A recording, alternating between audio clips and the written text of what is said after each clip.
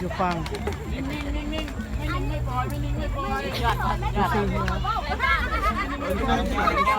ถามก้อยดีกว่าสิทานอยู่ฟัง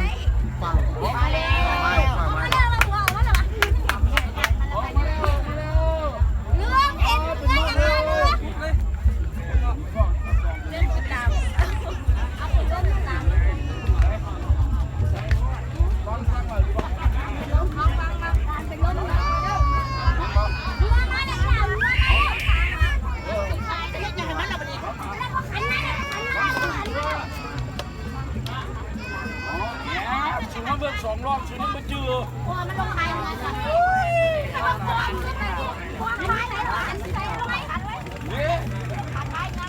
ขันมาเลยขันมาเลยไม่เอาขันได้ไหมขันได้ไหมเดี๋ยวมาวางไว้ยังไงเลยฟองจากกระพุ้งมีเขียวมาเลย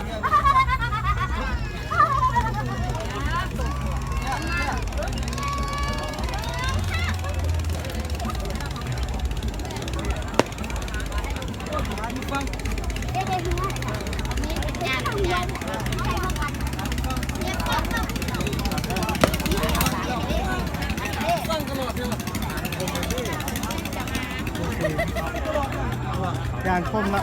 ยางคู่เลยเบอร์ครับ คุยแยกเขาหลอกอยู่ นะ ฟังได้อีกนิด สิทานได้ลองเหนียวต่อแล้วเหนียว ลืมแบบว่ามันต้องลุ้นซื้อนะ I'll always be Is this really happening? I can't believe it's true. I'm just as surprised as you. Is this really happening? I can't be too sure, but one day I'll be yours. Yeah. Is this really happening? I can't.